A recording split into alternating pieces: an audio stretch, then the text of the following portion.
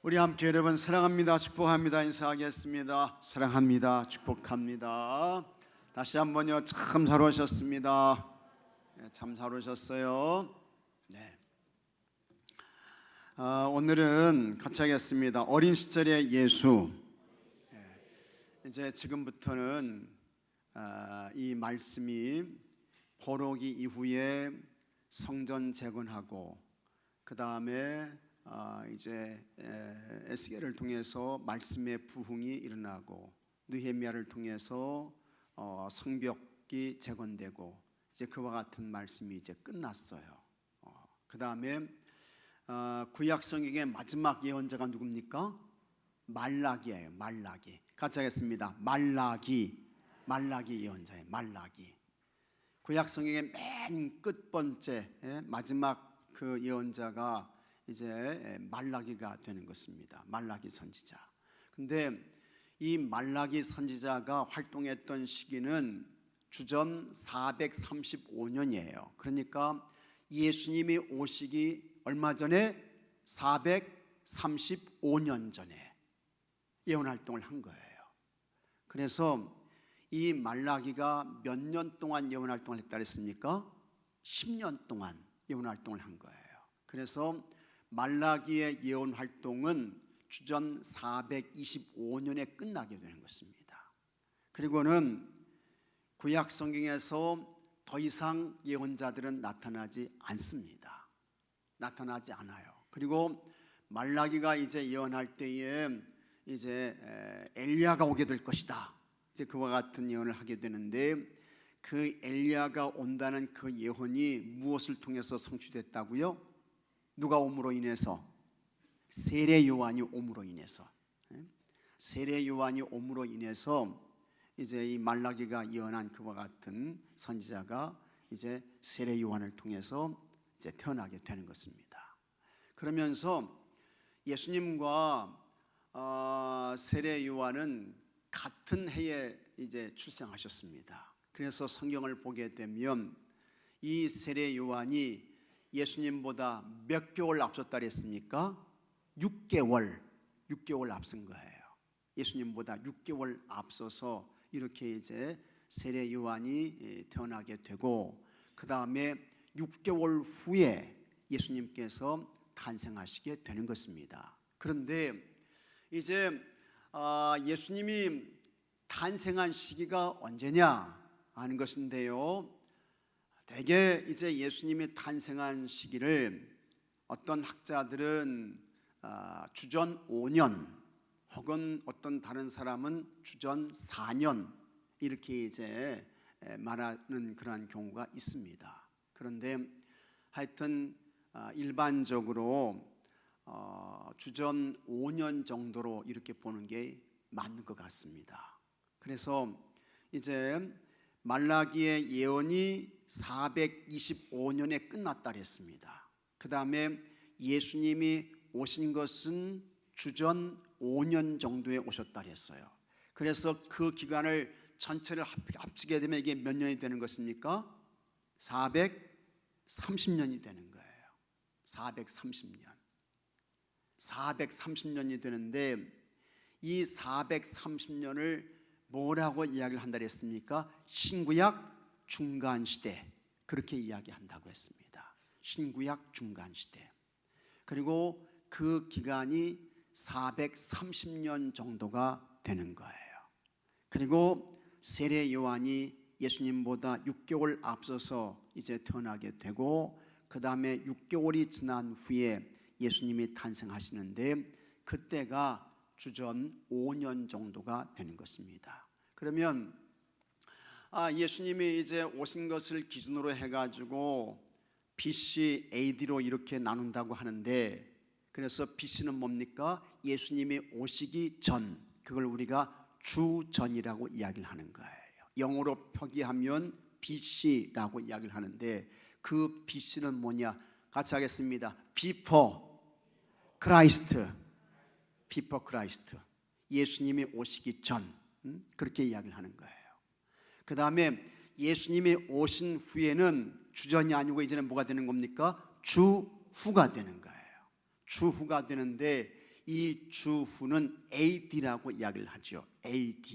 AD라고 이야기를 하는데 이 AD는 뭐냐? 아노 도미니, 아노 도미니가 되는 거예요. 여기 아노는 해야 해. 우리가 1년, 2년, 3년 할 때 영어로 이어 연이 되는 것이고, 그 다음에 아노는 주님이 되는 거예요. 주님, 라틴어로 주님. 그래서 아노 도미니. 그래서 그 앞에 자를 따가지고 AD 해가지고 주후가 되는 것이고, AD는 주님의 해, 그렇게 되는 거예요. 이렇게 나눠지게 되는데, 근데 이게 예수님이 탄생하신 그때를 딱 기준으로 해서 이게 주전과 주후로 나눠져야 되지 않느냐, 이렇게 이제 생각을 하시는데, 이게 이제 AD하고 주전으로 나누는 사람은 엑시구스라고 하는 사람이에요. 여러분들은 다 모르셔도 됩니다. 다 모르셔도 되는데, 이 엑시구스라는 사람이 이게 이제 주후와 주전으로 이렇게 나눴는데, 이 사람이 횟수를 계산하면서 이걸 착각을 했어요. 착각을 했어. 착각을 해가지고 이제 계산 착오가 일어나가지고 거기에서 이제 조금 이렇게 이제 차이가 난 거예요. 그렇게 해서 어쨌든 이제 예수님이 주전 5년 정도에 탄생하시게 되고, 그 다음에 예수님께서 애굽으로 피신을 가게 되시는데, 그 애굽으로 피신으로 간 그때는 주전 4년 정도가 되는 것입니다. 그래서 여러분들이 이제 이집트의 성지 순례를 가게 되면 거기에 예수님 피난교회가 있어요. 예수님 피난교회가 있는데, 그 예수님이 이제 태어나시고 헤롯 왕이 이제 죽이려고 하잖아요. 그래서 이제 예수님이 피난 가시잖아요. 이제 이 동방의 박사들이 이 헤롯 만나지 말고 돌아가라 해가지고 이 헤롯이 그때 이제 2살 이하 애들은 싹 죽여버리는 이런 일들이 일어나게 되는데, 하여튼 그때 예수님이 애굽으로 피신을 가게 되는데, 그때가 이제 주전 4년이 되는 거예요. 그러다가 여기 주전 4년 정도에 이 헤롯 대왕이 죽어요. 이 대왕이 죽습니다. 이 헤롯 대왕이 죽으면서 그 다음에 이제 예수님이 갈릴리 어디에 정착하시게 되는 거예요? 어디에 사시게 되는 거예요? 나사렛에 살게 되시는 거예요. 나사렛 동네에. 그래서 예수님을 우리가 부를 때에 뭐라고 부릅니까? 나사렛 예수 그리스도, 그렇게 이제 부르는 거예요. 그거는 그 당시에 마리아라는 이름이 굉장히 많았어요. 그래서 이 마리아를 우리가 이제 부를 때 반드시 그 앞에 뭘 불러야 마리아가 구별됩니까? 지명을 넣는 거예요. 그래서 막달라 마리아 하면 막달라 동네의 마리아, 그렇게 이제 되는 거예요. 예수님도 그 당시에 예수라는 이름이 아주 많았습니다. 그래서 이 예수가 이제 많으니까 이게 구별이 안 되는 거예요. 그래서 반드시 그 앞에 뭘 붙였습니까? 지명을 넣었던 거예요. 그래서 예수님을 부를 때에 나사렛 예수, 이렇게 이제 부르는데, 이 부모가 예수님을 이제 애굽에서 이집트에서 데려와서 이제 나사렛 그 동네에 정착했던 그 시기가 주전 3년 정도가 되는 거예요. 주전 3년 정도가 되고, 그 다음에 오늘 이 말씀의 내용은 이제 이 예수님이 12살 정도가 돼요. 12살 정도. 예수님이 이제 유대인들은 12살 정도가 되면 의무적으로 그때부터 이제 절기를 지키게 되는 거예요. 그래서 이제 이 유대인들은 반드시 무슨 절기를 지켜야 됩니까? 유월절 지켜야 돼요. 그 다음에 무슨 절 지켜야 돼요? 맥주절 지켜야 돼요. 그 다음에 무슨 절기 지켜야 됩니까? 수장절 지켜야 돼요. 이 절기를 지키도록 이제 예루살렘으로 올라가게 되고, 예루살렘 성전에서 이렇게 이제 절기를 지키게 되는데, 그 의무가 12살부터 이렇게 이제 주어지게 되는 것입니다. 그래서 예수님이 오늘 말씀 보게 되면 이제 예루살렘 성전에 올라가시게 되는데, 그때가 얼마가 되느냐? 주후 7년에서 8년 정도가 되는 거예요. 예수님이 오시고 7년 8년 정도 지난 후에 그때는 예수님이 12살이 된 것입니다. 자, 이렇게 해서 예수님이 쭉 성장하시다가 예수님께서 공생애의 삶을 시작하시게 됩니다. 예수님의 공생의 삶을 시작하기 전에는 예수님의 삶은 사생의 삶이야. 그래서 예수님의 육신의 아버지가 누굽니까? 낳은 아버지가 아니지만 하여튼 가정에서 키우고 돌봐준 그와 같은 육신의 아버지가 누구예요? 요셉이지요. 이 요셉의 직업은 뭡니까? 목수였습니다. 목수. 그래서 유대인들은 대개 이제 무슨 사상이 있었는 거 아니? 천직 사상이 있었어요. 천직 사상. 그들이 하는 그와 같은 일들을 하나님께서 자신에게 주신 그와 같은 일이다, 직업이다. 그와 같은 천직의식이 있었어요. 그래서 그와 같은 직업이 이제 자녀들에게도 다 기승이 되는 거예요. 그래서 거기에 따라서 이제 예수님의 아버지 요셉이 목수였기 때문에 예수님도 이제 목수의 일을 하시게 되는 거예요. 목수의 일을 하게 되시는데 몇 세까지 목수의 일을 하셨습니까? 30세까지 목수의 일을 하시는 거예요. 그러다가 이제 하나님의 부름을 받으시고 예수님께서 공생의 삶을 사시게 되는데 이 공생의 삶은 하나님의 뜻을 이루어드리는 하나님의 구원의 역사를 이루어가는 그와 같은 거룩한 삶이죠. 이걸 우리는 예수님의 공생에 그렇게 이야기를 하는데 예수님이 그와 같은 공생의 삶을 살기 시작하셨던 그때가 얼마냐? 주후 27년 정도가 되는 거예요. 주후 27년 정도. 예수님이 오시고 27년 정도가 이제 이렇게 되는 것입니다. 그러다가 예수님께서 몇 년 동안의 공생의 삶을 사셨습니까? 3년 동안 공생의 삶을 사신 거예요. 3년 동안 공생의 삶을 사시다가 인류의 죄와 허물을 구원하기 위해서 예수님께서 십자가에서 죽으셔요. 예수님께서 십자가에서 죽으시는데 예수님의 나이는 몇 살? 33살. 그 다음에 예수님이 죽으신 그때는 몇 년? 주후 30년이 되는 거예요. 주후 30년. 그래서 주후 30년에 예수님께서 고난당하시고 그 다음에 십자가에 죽으시고 그리고 부활하시고 승천하시고 이와 같은 일들이 있게 되는 것이고 그 다음에 예수님이 승천하신 후에 열흘이 지나요. 열흘이 지나는데 그때는 무슨 절기였습니까? 오순절이에요. 예수님이 승천하시고 열흘이 지나 그때는 오순절이야. 그리고 그 오순절날 마가의 다락방에 뭐가 임하시게 되는 거예요? 성령 강림의 사건이 있게 되는 거예요. 그것도 역시 주후 30년이 되는 것입니다. 그리고 이와 같은 성령 강림의 사건을 통해서 이제 그때부터 교회가 시작되는 거예요. 그러면 사도 바울이 회심한 때는 언제냐? 사도 바울이 회심한 때는 3년 정도가 지나요. 3년 정도가 지나서 주후 33년 정도에 이 바울이라는 사람이 히브리 이름으로는 사울이에요. 히브리식 이름은 사울이야. 이 사울이라는 사람은 히브리 사람. 동시에 이 사람은 어디 시민권을 가지고 있었어요? 로마의 시민권을 가지고 있었어요. 그래서 로마식 이름도 가지고 있었던 거예요. 유대인이면서 이 사람은 로마의 시민권을 가지고 있었어요. 그래서 이름이 둘이야. 그래서 히브리식 유대 이름은 뭡니까? 사울이야. 그 다음에 로마식 이름은 뭐예요? 바울이에요. 그러니까 어떤 사람은 아유 사울이 변해서 바울 됐어. 우리는 다 과거에 그렇게 알았어요. 사울이 변해가지고 다메섹 도상에서 부활하신 주님 만나가지고 은혜 받아가지고 사울 변해서 바울 됐어. 근데 여러분 그거는 잘못 알고 있는 거예요. 그렇지 않아요. 사도 바울은 이 사람은 유대인이었습니다. 그래서 유대식 히브리식 이름은 사울이야. 그 다음에 로마식 이름, 로마 시민권을 가지고 있어서 길리기아 다소 출신으로 이 사람은 태어날 때부터 로마의 시민권을 가지고 있는 사람이었어요. 그래서 로마식 이름도 가지고 있었던 거예요. 그게 이제 바울이 되는 것입니다. 그냥 사울이나 바울이나 다 똑같은 한 사람을 말하는 것입니다.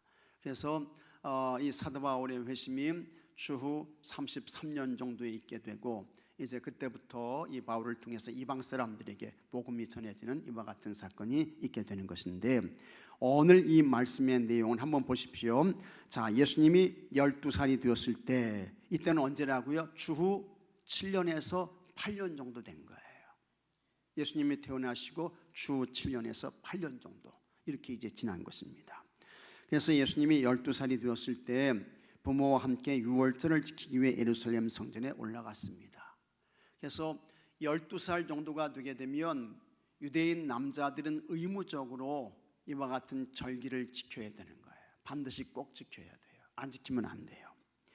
절기를 마치고 집으로 돌아가던 예수의 부모는 순례의 무리에서 아들을 찾지 못하자 다시 성전으로 돌아갔습니다. 예수님을 잃어버린 것도 모른 거예요. 그리고는 그냥 나사렛으로 그냥 예루살렘에서 달린 것입니다. 나사렛에서 예루살렘에서 나사렛까지는 거리가 얼마가 되느냐? 약 한 140km 정도 이렇게 이제 됩니다. 이게 짧지 않은 거리예요. 이제 이 140km를 가야 되니까 얼마나 마음이 바빴겠어요. 그래서 부지런히 가게 되는데 예수님이 안 보이는 거야. 12살 된 예수님이 없어. 그래서 성전으로 다시 올라가게 되는 것이고, 예수님은 가족과 떨어진 사흘 동안 성전에 머물며 율법을 가르치는 선생들과 이제 대화를 나누는 것입니다. 성전의 선생들은 어린 예수의 지혜로운 대답에 모두 놀라워했는데, 우리가 꼭 아셔야 될 것은, 여러분 지금 예수님의 공생의 삶을 시작하지는 않았지만 그러나 틀림없는 것은 예수님은 하나님의 아들로 태어난 줄로 믿으시기 바랍니다. 예수님은 성령 잉태하셔서 태어나신 거예요. 그래서 예수님은 출생부터 달라요. 태어나는 것 자체가 틀린 거예요. 그러니까 예수님은 이런 것들을 보게 되면 예수님의 성장과 예수님의 자람, 이와 같은 과정이 평범하지 않았다라고 하는 것을 우리가 알게 되는 것입니다. 자, 그러면 구체적으로 예수님의 어린 시절은 어떤 모습이었습니까? 첫째, 가정에서 바른 신앙 교육을 받고 자랐다, 이렇게 이제 말씀을 합니다. 율법에서는 13세 이상의 모든 남자는 이스라엘의 3대 절기인 무교절, 유월절이죠, 77절, 초막절을 예루살렘에서 지키도록 했습니다. 경건한 유대인 가정은 일찍부터 아이들을 데리고 성전에 올라가 종교의식을 배우도록 했습니다. 이건 뭡니까? 이제 성전에 올라가서 하나님께 예배드리는 거, 예배드리는 거, 그걸 이제 가르쳤던 것입니다. 그래서 해마다 유월절에 성전을 찾았던 마리아와 요셉은 12살이 된 아들 예수를 유월절 예식에 참여하게 했습니다. 자, 여러분, 예수님의 부모가 12살 아이를 어디에 데려갔다고요? 예루살렘 성전에 데려갔다는 거예요. 12살 아이면은 초등학교 5학년 정도 뭐 이렇게 되잖아요. 이렇게 되는데 이런 아이가 140km, 100km 이상을 걸어서 간다는 게 이게 여러분 쉬운 일입니까? 이게 간단한 일입니까? 이게 야, 너 12살 됐으니까 예루살렘 성전 가서 하나님께 예배드리자, 이게 말로만 이게 되는 거예요? 그렇지가 않습니다. 그렇지가 않은 거예요. 그러니까 이 예수님의 이 부모가, 요셉과 마리아가 예수님께 물론 하나님의 아들이시지만 어렸을 때부터 신앙 교육을 잘했다는 거예요. 잘했다는 거야. 여러분 아시겠지만 여러분의 가정의 자녀들, 우리 어머니들이 낳았지만 또 아버지와 어머니가 함께 키웠지만 여러분 그 아이들이 커보십시오. 여러분 마음대로 말 듣습니까? 교회 가자 그러면 가요? 가서 예배드리자 하면 예배드립니까? 안 합니다. 안 들어요. 안 듣는다고. 심지어는 요즘 시대가 얼마나 악하고 불의한지 이제는 가정에도 다 종교의 자유가 있지 않습니까? 아버지가 어머니가 믿는 그와 같은 하나님 나에게 강요하지 마세요. 아이들이 이렇게 덤벼든다고요. 그런데도 우리 부모들은 그 아들을 위해서 먹여줘야 돼, 입혀줘야 돼, 공부시켜줘야 돼. 그런데 그 아이들이 그렇게 달려드는 거예요. 참 기가 막히죠. 우리가 이와 같은 세상에 살고 있습니다. 앞으로 더 이와 같은 일들이 더 격하게 이제 이렇게 될 것입니다. 그래서 앞으로 미래의 기독교 학자들은 두 가지를 말해요. 부흥이냐 멸망이냐. 정말 이 시점에서 하나님께서 허락하시는 다시 그와 같은 부흥이 오게 될 것인가, 아니면은 하나님의 심판을 받아서 여기서 망하게 되는가, 멸망하게 되는가, 두 가지라는 거예요. 우리가 여러분 정신 차리셔야 돼요. 각성해야 돼요. 가장 좋은 방법은 여러분 가정의 자녀들을 어려서부터 예수님처럼 성전에 들어가서 하나님께 예배드리게 했던 것처럼 어려서부터 교회를 데리고 오셔야 돼요. 업고 품에 안고 손을 잡고. 그게 가장 좋은 방법이에요. 저 녀석이 철나면 교회 가겠지, 하나님 말씀 잘 듣겠지, 예배드리겠지. 그거는 우리의 바람일 뿐입니다. 기대일 뿐입니다.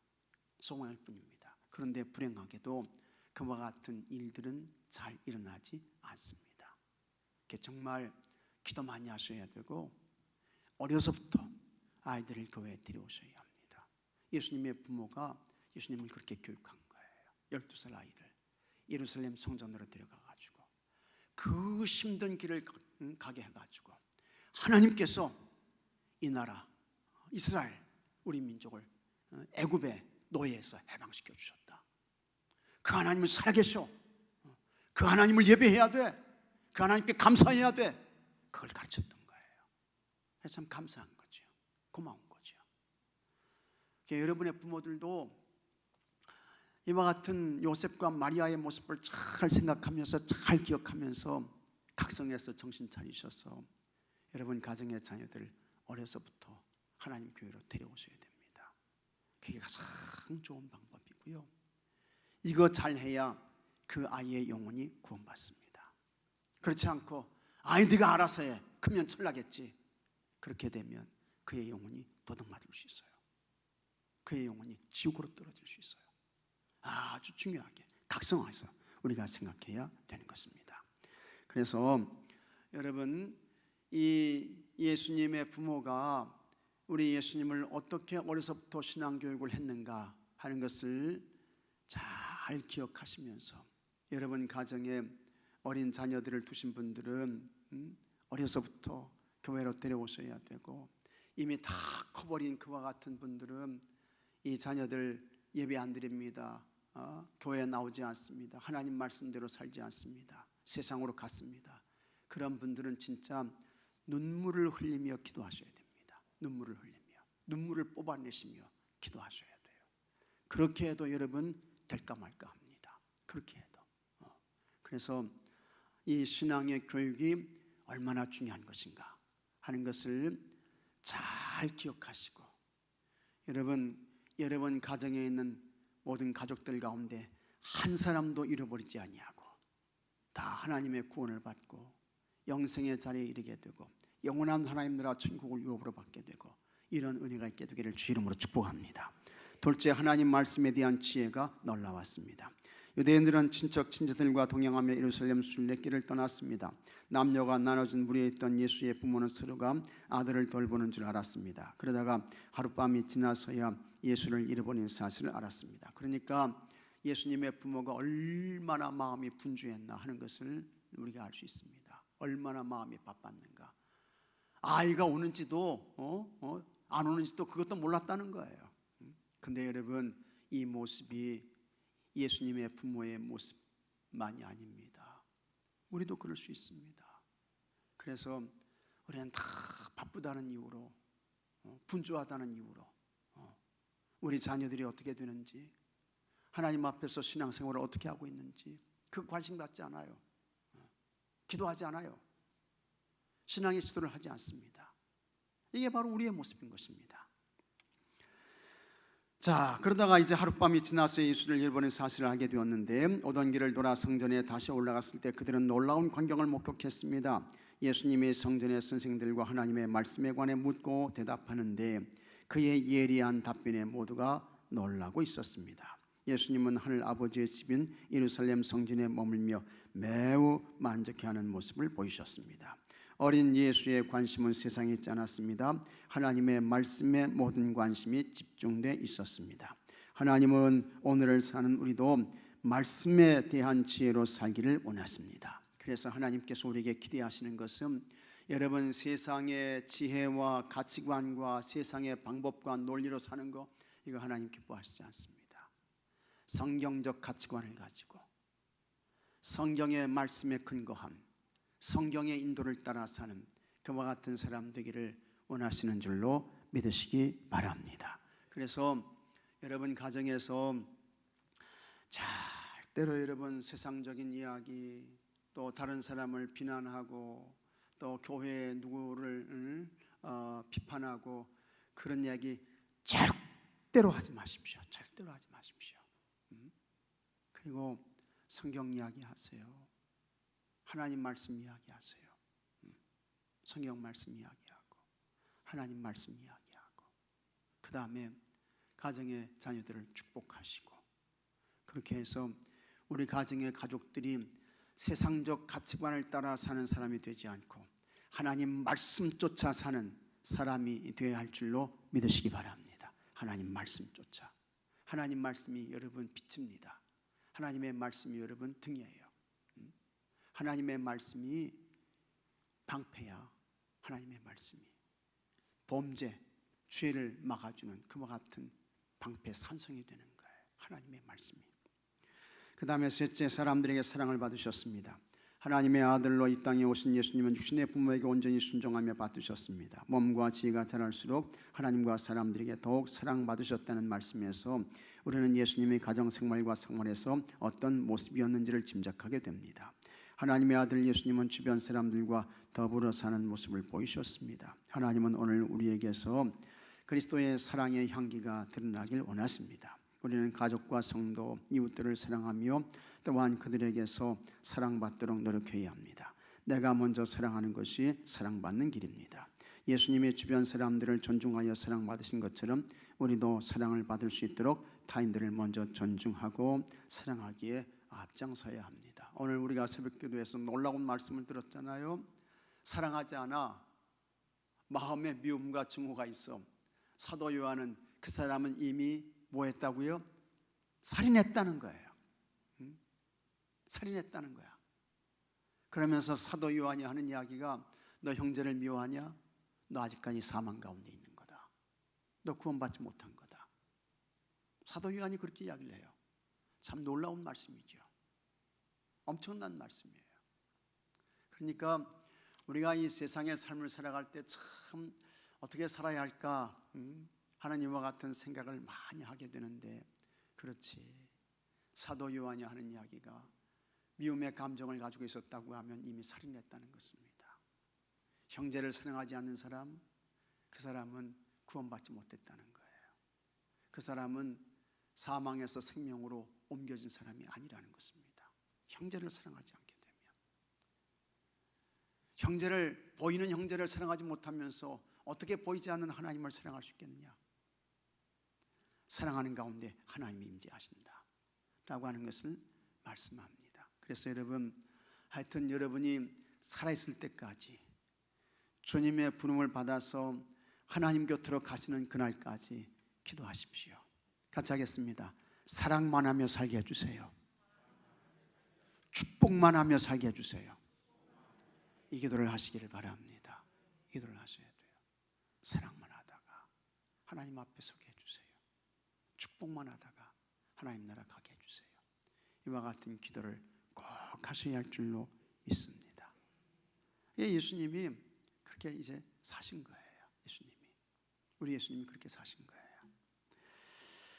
그래서 예수님의 어린 시절은 인생을 살아가는 우리에게 좋은 본보기가 됩니다. 한 가정이 복음으로 하나가 되기 위해서는 신앙교육이 선행되어야 합니다. 그래서 하나님의 말씀과 은혜가 가족의 일상적인 대화 주제가 되도록 해야 합니다. 또한 먼저 사랑을 베푸셨던 예수님처럼 우리도 먼저 사랑하는 사람이 되어야 합니다.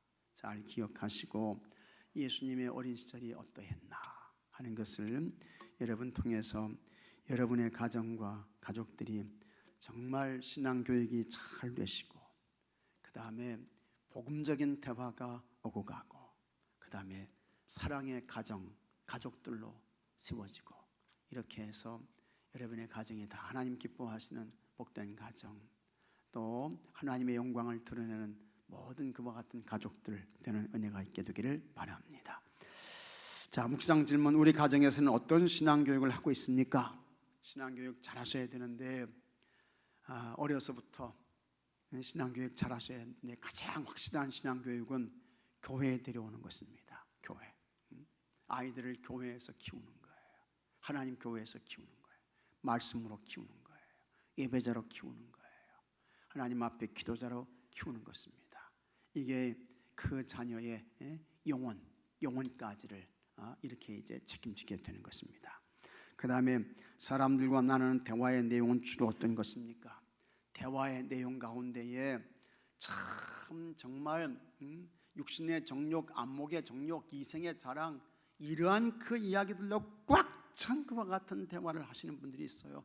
정말 여러분 미련한 것입니다. 육신의 정욕, 안목의 정욕, 이생의 자랑 다 지나간다고 했어요. 다 없어진다고 했어요. 다 사라진다고 했습니다. 그런 대화하지 마시고 그런 이야기 하지 마시고 예수님 이야기하시고 구원 이야기하시고 이런 복음적 그와 같은 대화를 하셔야 됩니다. 그 다음에 지금보다 더 사랑받는 사람이 되기 위해서 내가 노력해야 할 일은 무엇입니까? 간단합니다. 내가 먼저 대접해야 돼요. 내가 먼저 섬겨야 돼요. 내가 먼저 사랑해야 돼요. 그러면 그것이 다 자신에게 오게 되는 것입니다. 삶에 적용하기. 자녀의 신앙 교육과 인격 함양은 가정에서의 신앙 교육에서 시작됩니다. 이를 위해 날마다 가정 예배를 드립시다. 가정 예배 잘 드리고 계셔요? 네? 가정 예배 잘 드리고 계시냐고요? 어제 가정 예배 어제 제목이 뭐였더라? 잘 생각이 안 나네. 어제 무슨 얘기했지? 손혜신 권사님 무슨 얘기했어요 어제? 네? 생각이 안 나요? 네. 나도 잘 생각이 안 나네. 어제 가정 예배 드렸는데 우리 저기 시훈이랑 같이 가정 예배 드렸는데 그래서 하여튼 그런 잘 생각이 안 나는데 하여튼 가정 예배 잘 드리십시오. 매주일 이렇게 이제 매주일 그 가정 예배 잘 드리라고 매주일 광고하잖아요. 근데 그게 그냥 지나가는 소리로 듣지 마십시오, 여러분. 지나가는 소리로 흘러가는 소리로 들으시면 안 돼요. 그래서 가정 예배 잘 드리시고 신앙 교육 잘 하시고. 자, 오늘 금화길 속에 오신